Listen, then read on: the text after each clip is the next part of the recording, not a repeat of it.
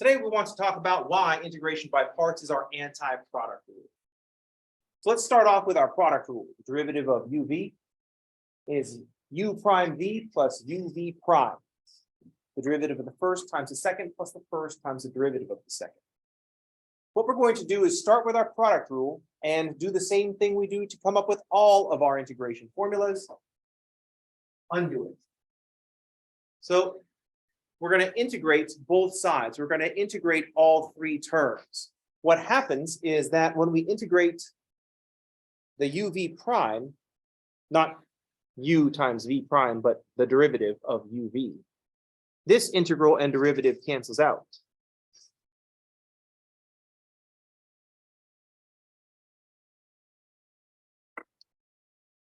So that's where the derivative cancels out. But over on the other side, I've got like these half derivative bits.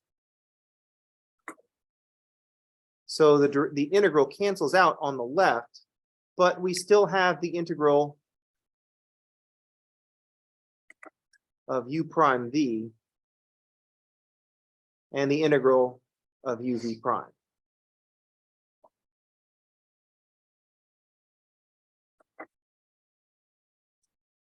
What we're going to do is pick one of these and solve for it. In particular, we're going to pick the integral of u dv. So the one integral cancels out, and we're just going to solve for this term.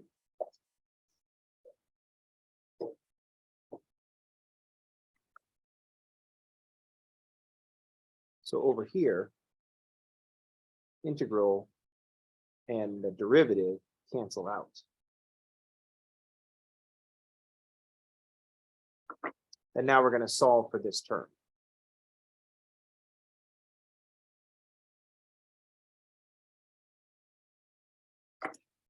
And that's going to give us the integral of u dv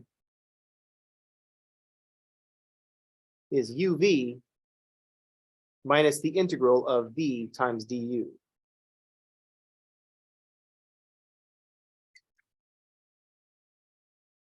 I just replaced v prime with dv and u prime with du. And I also mess with the order, the u prime v, integral of u prime v.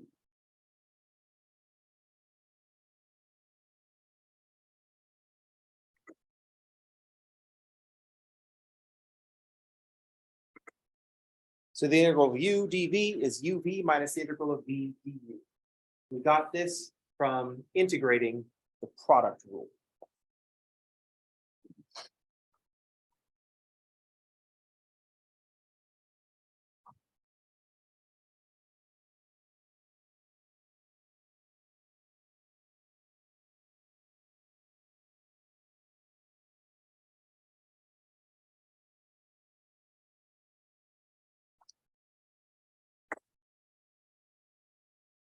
This part you don't have to remember.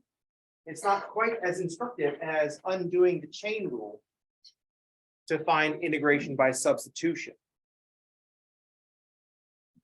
But I do want to verify that this is in fact the anti-product rule. This is why substitution and parts go together, because they are just anti two of the important rules for derivatives. I should say they're just anti the two important rules for derivatives, because quotient rule is kind of unnecessary. Once you have product rule and chain rule, you don't really need the quotient rule.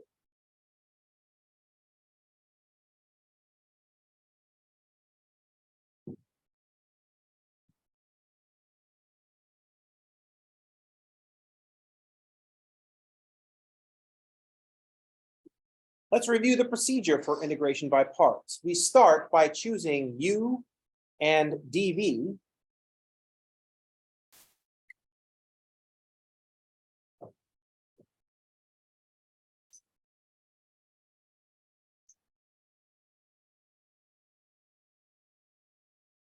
Start by choosing u and dv.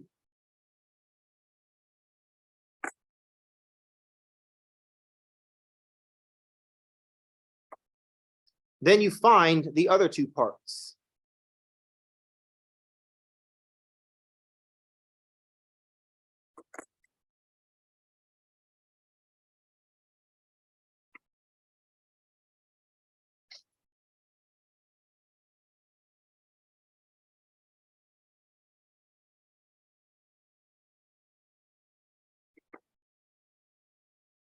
Then you put things together into the parts formula, put the 4 parts into the parts formula.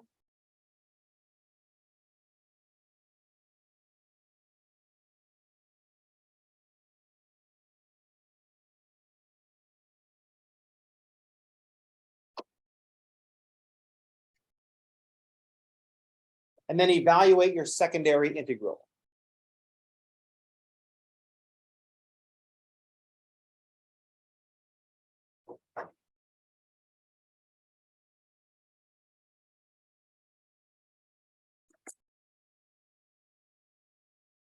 So the integral of the v du is our secondary integral.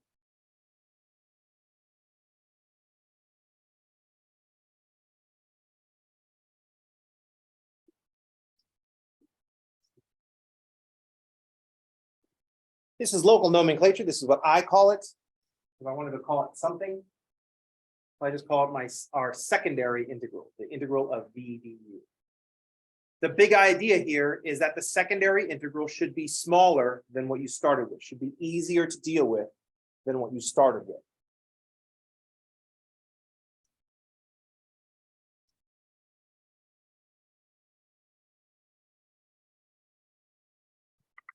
Repeat as necessary. It could be that your secondary integral is just another parts problem.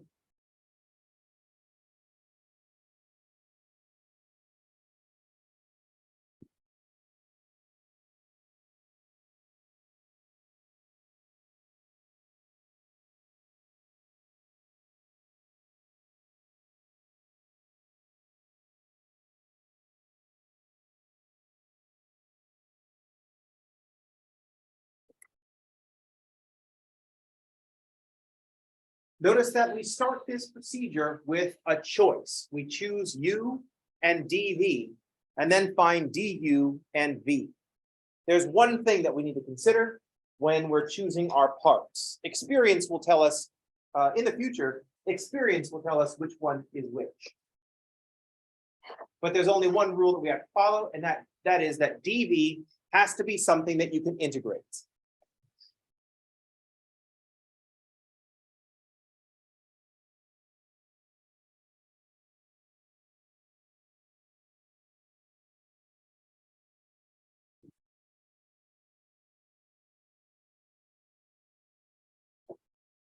You have to know that integral.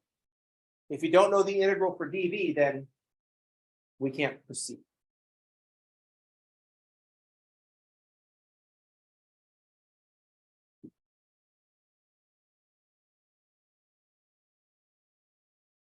What we saw last week was that having a polynomial in the u location is cool because when we take the derivative of a polynomial, we get a smaller polynomial. The derivative of x squared is 2x. The derivative of 2x is just 2. The derivative of a constant is 0, but we're not using parts at that point.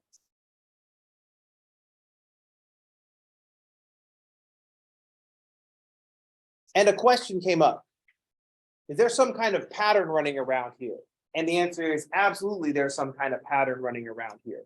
Let's see how to exploit that pattern.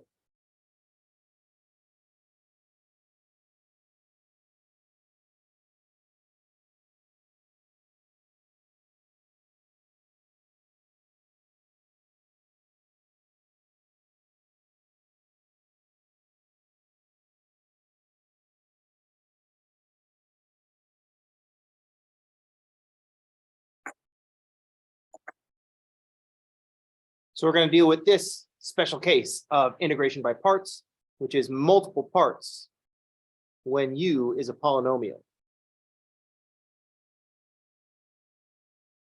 It's bad grammar. Multiple parts when you are a polynomial.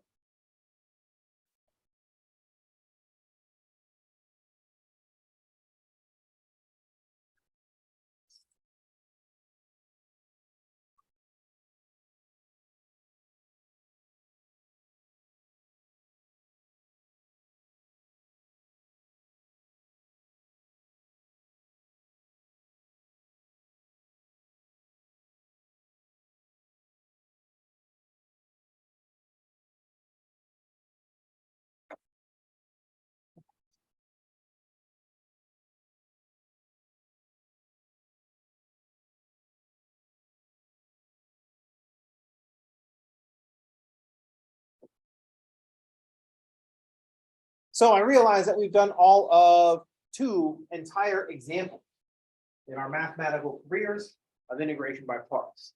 But that's still a lot, gives us a lot of experience because we did an important one. Polynomial times cosine. I think we did 2, polynomial times exponential.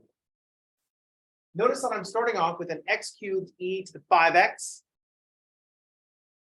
We're going to do integration by parts, and our favorite thing is going to happen. X cubed is going to go in the u, then du is going to be x squared. Notice that the other factor, the dv factor, is an e to the 5x. So the integral of that is going to be an e to the 5x. The integral of that is going to be another e to the 5x. That's just going to give us an e to the 5x. It's going to be a 1/5. But the big part, the important part, is the e to the 5x part. The constants are just going to like follow along. That's why I picked 5, not something weird. Like the square root of 3 for pi.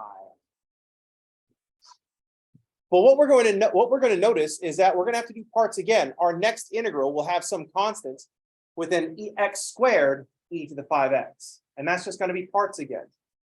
Then our secondary integral from that part is just going to be an x times e to the 5x. And that's going to be parts again. And then finally, the secondary integral will just be 1 times e to the 5x. So wouldn't it be nice if we can take care of all those parts once? Just deal with it all at once, follow a pattern, and barf out an answer. Wouldn't that be nice? Unfortunately, we totally can't. So let's just get started. I'm just kidding. We totally can. Otherwise, I wouldn't have even brought it up. So here's what we notice. We start by making our choice as usual. I need space. U equals x cubed, and then dv is e to the 5x dx. We differentiate to find, see, everything is normal, right? All normal, not the horror movie yet. Wow, this is wonderful. I can't believe we got this house for such a low price. I know, right? And it's in such a nice neighborhood.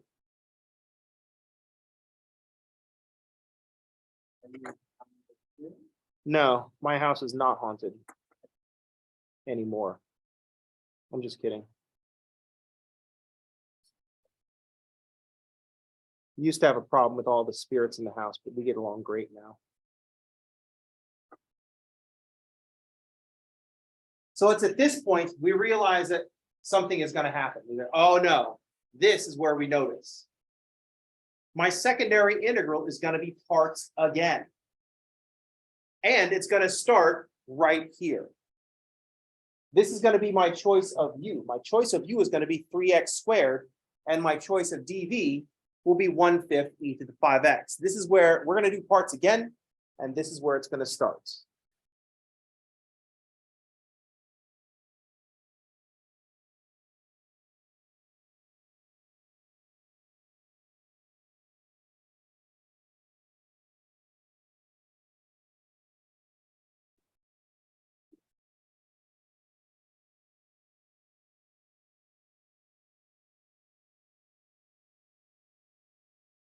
Two things we notice. Our secondary integral is also going to be parts, and it's going to start right here.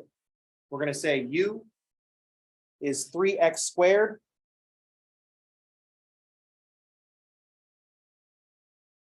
and the dv is going to be where I did not leave myself enough space to write equals dv. If you had a professional teacher, this kind of thing wouldn't happen because they would plan ahead, but instead you've got me. So this is what we're going to start off with anyway. This is going to be our next u and our next v. So rather than write all this stuff down and write a whole new set of parts, let's just keep going. My next du is going to be 6x dx, and my next v is going to be 1/25 e to the 5x. That's going to be in my next set. But hang on, now I'm just looking at 6x and 1/25 e to the 5x. That's going to be where I start parts again.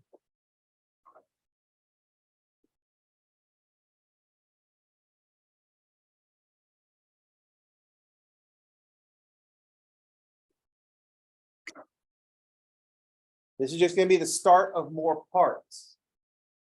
So let's just go again. This is going to be my u.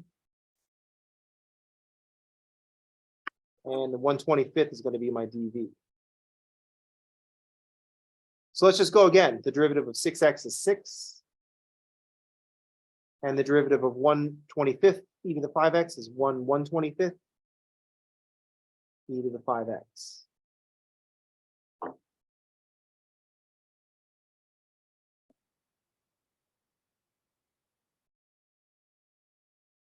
Now we are not going to see parts again, but here's what we're going to do. Not quite parts again, but still a little bit Groundhog Day.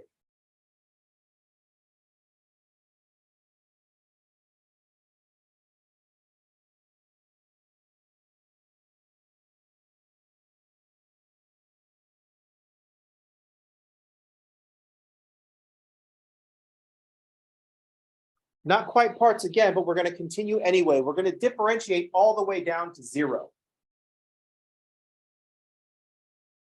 And we're going to run out of space. I knew I had enough space for an x squared, but then I wrote x cubed. I'm like, oh, I'm sure it'll be fine. We differentiate all the way down to 0, and then we'll have a 1/625 e to the 5x.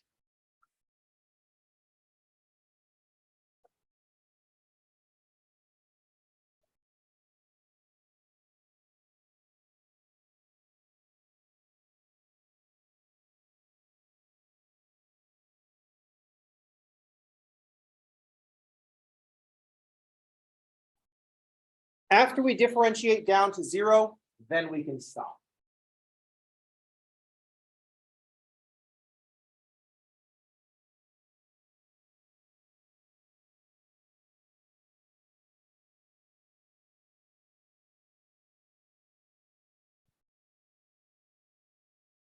Let's review. We're going to write this ladder again.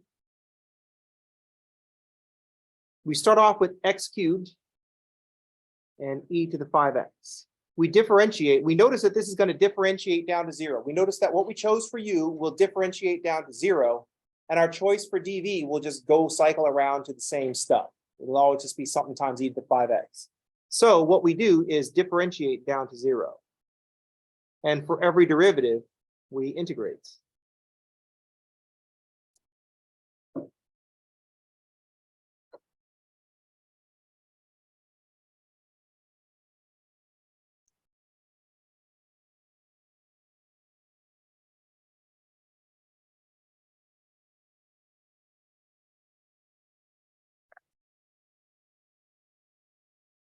Now we're going to multiply all the UVs. Remember, the integral of UV is integral of u dv is uv minus the integral of v du. But that integral of v du is going to have another uv. All those terms are going to be uv. It's going to be uv minus the integral of uv minus the integral of uv minus the integral of uv minus the integral of control C. I'm going to loop.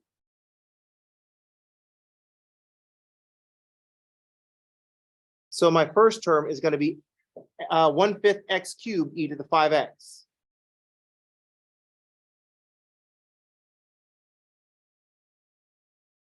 My next term is 3/25 x squared e to the 5x.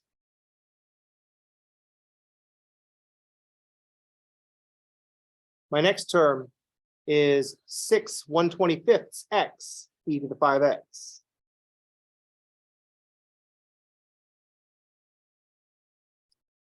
My next term is 6/625 e to the 5x. My next term is 0. And all the terms after that are 0. That's why we could stop when we get to the 0 derivative. Or when we get to 0 as a derivative.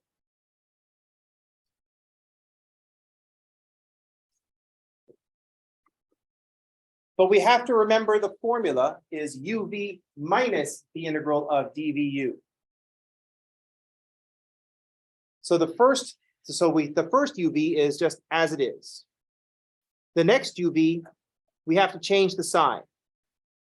So it's minus the integral of v du.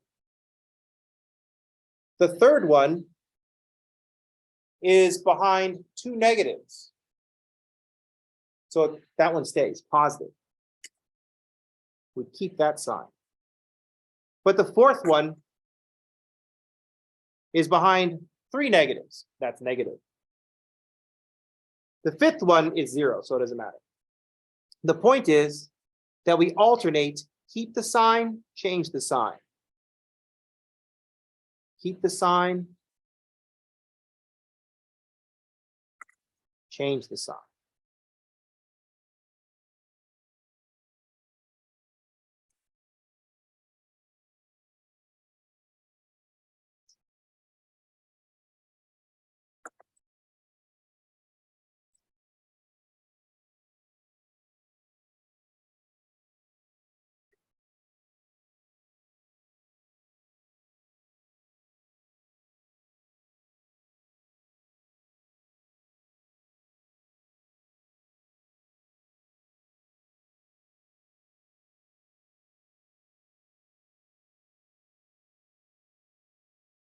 So we're going to alternate, keep the sign, change the sign, keep the sign, change the sign. I don't want to say alternate plus, minus, because everything was positive here and that works. But if some of these terms are negative and we hit a change the sign when it's negative, we want to change it to positive. So don't remember this as plus, minus, keep it, change it, keep it, change it. That's the way to remember the alternate.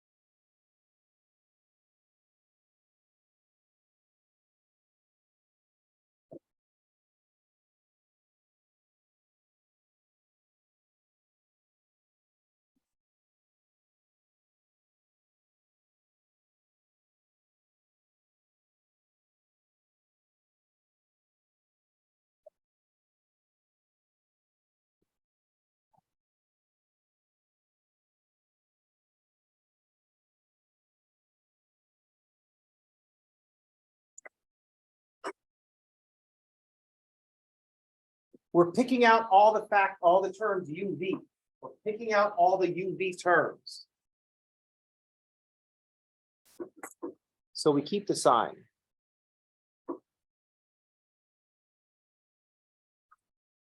Here's one negative, so this one we change the sign. This one is behind two negatives, so we keep the sign. This one is behind three negatives, so we change the sign. That's why we alternate keep, change, because we're pulling out all the UVs. This is to keep us from writing the parts all over again. It reduces the amount of writing, and that's the goal. Reduce the amount of writing.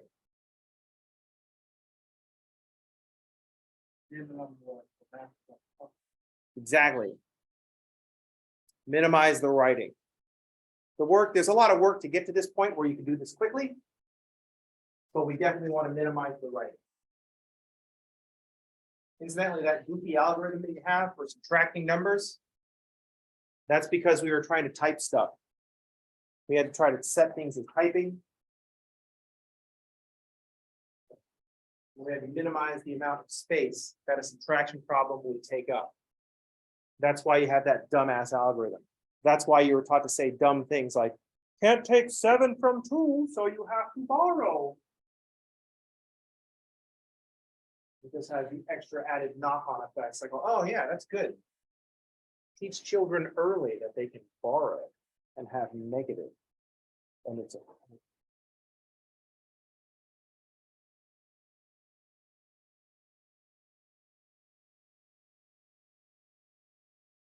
Is everybody okay?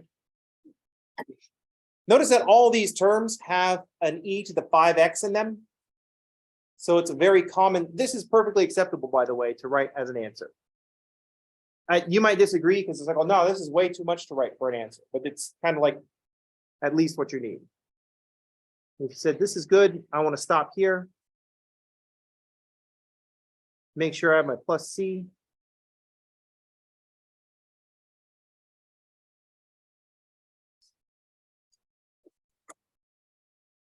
But when you look at wolframalpha.com, it will not look like this.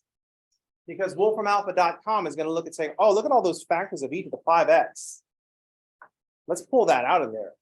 Oh man, look at all those fractions that I have to display. I don't want to display fractions. I want to display one fraction.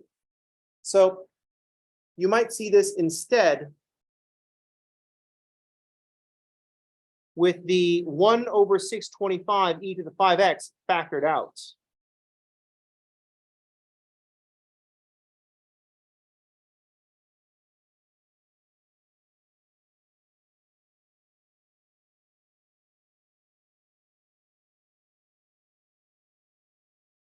And then we'll just have a polynomial. Take the exponential part and pull it all the way out. And another common thing to have happen is to factor out all this fraction as well.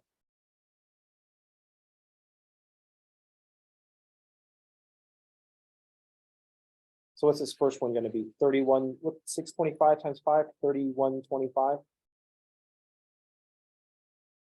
Oh, wait, no, I want 5 to stay on the bottom. So 125. Pardon me.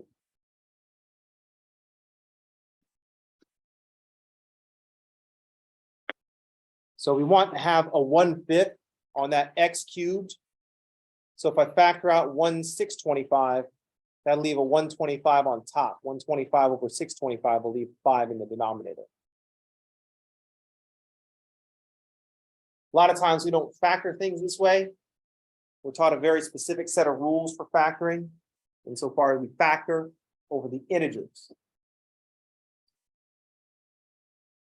So the next is going to be, I have a 3. I have to have a 3. So I'm going to have to multiply that by 25. So I'm going to have a 75 x squared. I have to have a 6 left over. So I'm going to have to multiply by 5. 30x. And then the last one just has to have a 6 left over. And I pulled out the 625 denominator.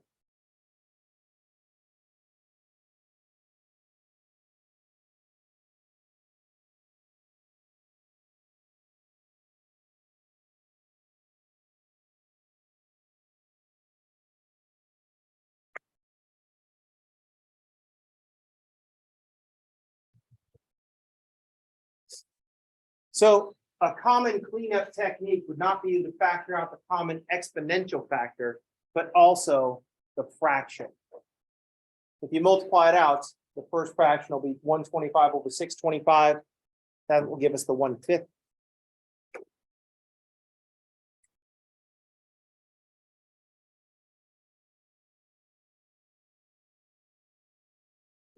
The 75 over 625.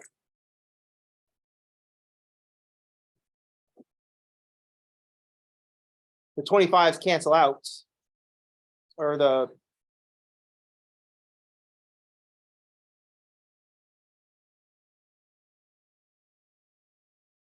the 25 cancels out, leaving a 25 and a 3. The next one is 6 over 125, and that just comes from 30 over 625 is 6 over 125. Because we can cancel out a 5. And then the last one, that one's pretty straightforward. 6 over 625.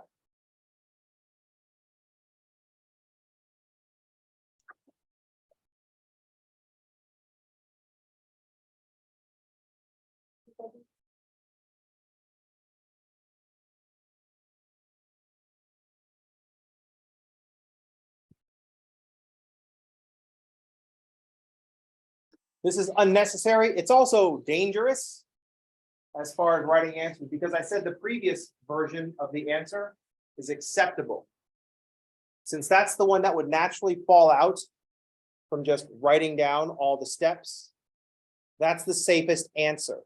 As soon as you start doing algebra and some arithmetic on your answer, it's very risky, because that's an opportunity for you to make a mistake. It's especially an opportunity for you to make a mistake because, aha, this is just algebra and arithmetic. I can handle that. I just did a big ass calculus problem. And that kind of attitude caused you to factor out the 625 and do what I did and put the first one as 3125. I'm like, oh no, the 5 is on the bottom. And you get it back and I've taken off a dozen points. And you're like, oh, you took 12 points off out of 4? I'm like, oh yes, because you were being exceptionally careless. I'm just kidding. I don't tell you what you did. I just say 0 out of 4 and make you figure out what you did. Any questions? I just realized that teaching is kind of a toxic kind of communication. Because like you turn something into me, I hand it back to you. It's like, oh, 0 out of 4. I'm like, oh, you made a mistake. And then the students are like, oh, well, what mistake did I make? I'm like, just figure it out. You have to figure it out. I mean, you do that in life. That's how you get smacked. It's like, I'll never do that to your friend. Well, you need to apologize to me. It's like, oh, well, what did I do? It's like, oh, you should know. That's just toxic behavior, but I do that all the time. I'm like, oh, 0 out of 4. And students are like, oh, what did I do? It's like, oh, you made a mistake. Well, yeah, I know that by the 0 out of 4. I'm specifically asking what mistake did I make? And I'm like, oh, you figure it out. So passive aggressive. Actually, it's more aggressive aggressive. You know what I mean? The more I think about teaching, the more I realize just how toxic and abusive it is. Ridiculous. And then it's even worse because all teachers are like, oh, I just want to help people. I go, yeah, then why do you abuse them so much? You know what I mean? Especially children. I got into teaching so I could teach children and help children. So what are you doing on Friday? Giving them a test. Dick move. Dick move. They're children. How could you do that to them? It's fun. Then you give them the test and say, oh, this is going on your permanent record. I mean, it's one thing I can joke about your permanent record here because you're all adults and you know that thing doesn't exist. There's no such thing as your permanent record. No one cares what you did in 3rd grade. I have 0 way of knowing what you got in algebra at high school. You know what I mean? So much for your permanent record. But little kids, they fucking believe that shit. And I go, listen, if you mess this test up, this is going on your permanent record. And the little kid's like, oh, okay, thanks for the trauma. I'll be sure to pass this trauma on to my children as well. I go, generational trauma. Let's make sure that gets into the genes. You want to all die early because of the stress. You know what I mean? Anyway, that's got to do it for today. Don't worry about simplifying. I just want to offer that as an option because that's what Wolfram Alpha is going to do. So you should be aware when you're checking your answers. Wolfram Alpha does that stuff. That's it for today. I'll see you all on tomorrow. Everybody have a good day and thanks for playing. Bye. Oh, and be careful if you go out.